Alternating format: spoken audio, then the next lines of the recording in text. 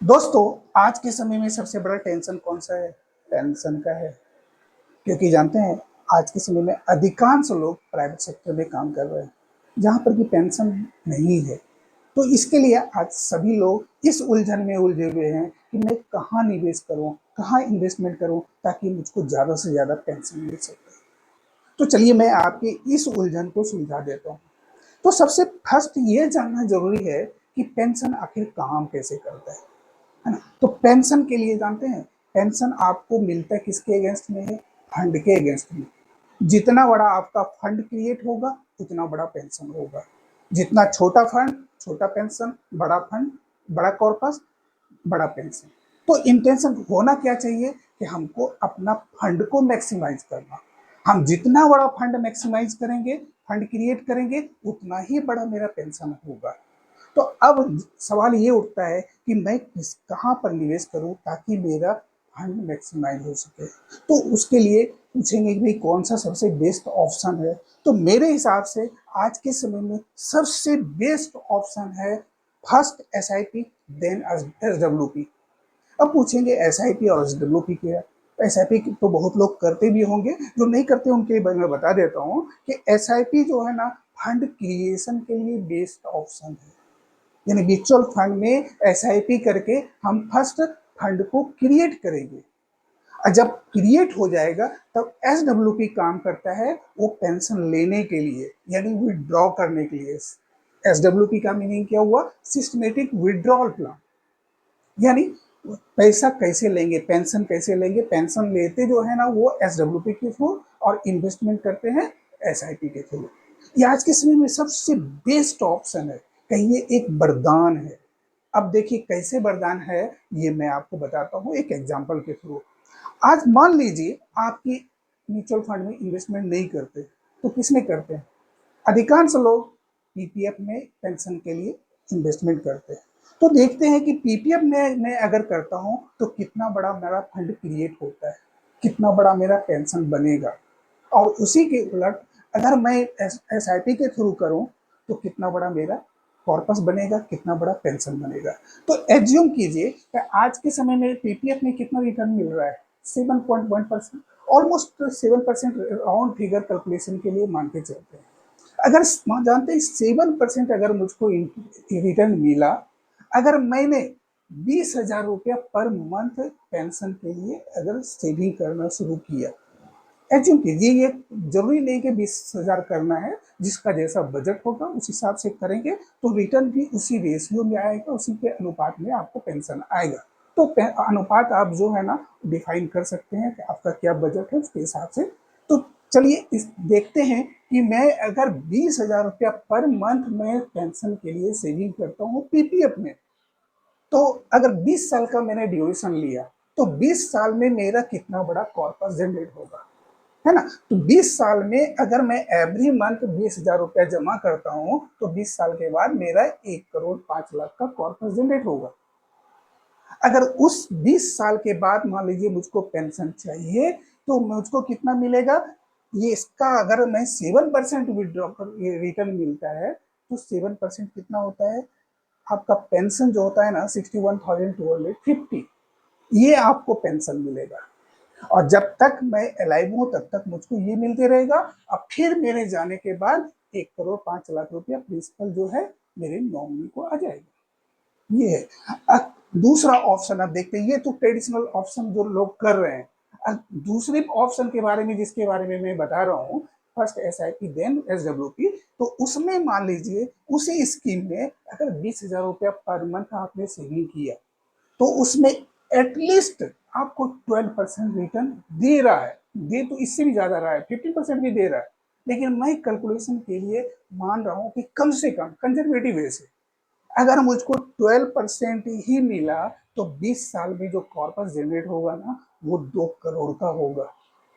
अब 2 करोड़ का हुआ तो मैं उसको पेंशन भी अब किसके बेस पे मिलेगा? 2 करोड़ के ऊपर मिलेगा। अच्छा, अभी जो 12% मिल रहा है और 20 साल के बाद भी मुझको 12% मिलना कंटिन्यू रहेगा, तो मैं क्या कर सकता हूँ कि इसमें से अगर 12% मिल रहा है तो मैंने 8% अगर मैंने विड्रॉ किया पर एस डब्ल्यू पी के थ्रू, पर मंथ, तो मुझको कितना पेंशन आएगा, 1,33,000 पर मंथ, है ना। और 20 साल जब तक मैं अलाइव हूँ तब तक तो मुझको ये पेंशन आते रहा। अगर मान लीजिए 20 साल के बाद ही मैं जाता हूँ तो मैं नॉमिनी को कितना देके जाता हूँ, 8.5 करोड़। पहले वाले ऑप्शन में मैं नॉमिनी को कितना देके जा रहा था, 1,05,00,000, और यहाँ पर 8.5 करोड़, एक ह्यूज अमाउंट। ये क्यों होता है, कैसे ये 8 साढ़े 8 करोड़ बना, तो ये जानते हैं।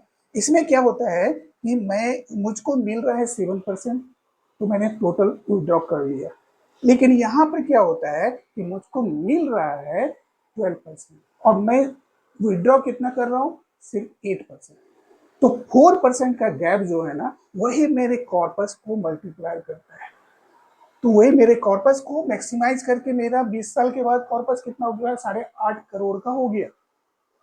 लेकिन यहाँ पर ये नहीं बढ़ सकता है क्योंकि जितना मिल रहा है 7% मैं विड्रॉ कर रहा हूँ, तो मेरा इसमें एडिशन नहीं हो रहा है।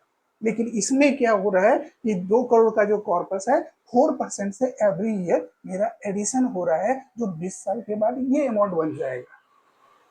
अगर मान लीजिए, ये तो मैंने 12% के हिसाब से मैंने कैलकुलेट किया, अगर यही रिटर्न 15% हो जाए तो मिल सकता है, क्योंकि एक एसबीआई का ही हाइब्रिड फंड है, वो दे रहा है 15%। लेकिन मैं उतना पर कैलकुलेशन करने के लिए नहीं बोलता हूँ, 12% पे ही बोलता हूँ। अगर मान लीजिए, एज्यूम कीजिए कि अगर 15% रिटर्न मिला तो 20 साल के बाद आपका कॉर्पस कितना बढ़ेगा, 3 करोड़ 3 लाख। अगर 3 करोड़ 3 लाख बनाना, तो उसके ऊपर अगर मैं 8% ही विड्रॉ करता हूँ ना, तो कितना होगा, 2,02,000 पर मंथ।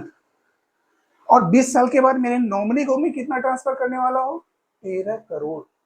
क्यों करूँ, 13 करोड़ कैसे होगा कि इसके ऊपर मेरा 4% का जो गैप है ना, वो इसमें एडिशन हो रहा है, जो एडिशन होके मेरा ये अमाउंट बनता है।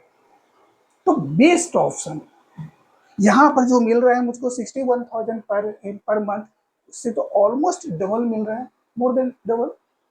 अच्छा, दो एक इसका और माइनस पॉइंट क्या है कि ये लॉन्ग टर्म में ये आपका रिड्यूस हो भी सकता है, क्योंकि आज से 20 साल पहले पीपीएफ में 12% मिलता था रिटर्न, आज के समय में कितना है, 7.1% है। इन फ्यूचर घट भी सकता है, अगर घटा तो ये और कम भी हो सकता है। लेकिन ये तो 12% दे रहा है, अगर बाय द वे घटा भी तो कितना, 10% होगा, तो 10% होगा तो भी मेरा ये पेंशन अफेक्टेड नहीं होगा। फिर भी मेरे से अफेक्टेड क्या होगा, ये जो दे रहे हैं ना, ये थोड़ा सा कम हो सकता है, लेकिन पेंशन कम नहीं होगा। अच्छा, प्लस दूसरा और बेनिफिट क्या है कि मान लीजिए कभी रिटायरमेंट के बाद 5 साल के बाद मुझको कुछ हेल्थ इशू आया, तो मैं क्या करूँगा, यहाँ पर अपना जो कॉर्पस है ना, फंड है, उसी से मैं विड्रॉ करूँगा। मान लीजिए, एज्यूम कीजिए कि 10 लाख का खर्चा हो गया, तो मैं यहाँ पर 10 लाख का अगर पैसा विड्रॉ करता हूँ ना, तो यहाँ से मेरा फंड जो है ना, ये घट जाएगा, यानी 95 लाख हो जाएगा। अच्छा, 95 लाख होगा तो फिर 95 लाख के ऊपर मुझको 7% पेंशन मिलेगा, तो ये पेंशन घट जाएगा। लेकिन यहाँ पर पेंशन आपका कम नहीं होने वाला है। क्यों नहीं होगा कि यहाँ पर मुझको मिल तो रहा है 12%, मैं विड्रॉ कर रहा हूँ 8%, तो 4% से मेरा एडिशन इसमें हो रहा है।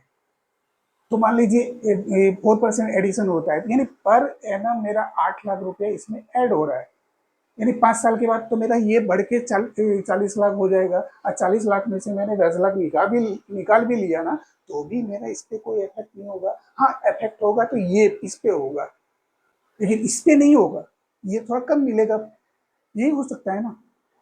तो आज के समय में बेस्ट ऑप्शन है first SIP, then SWP option. दोस्तों, मैं एक दूसरा एग्जांपल दे रहा हूं। आप फोटो में दो पानी का जार देख रहे होंगे।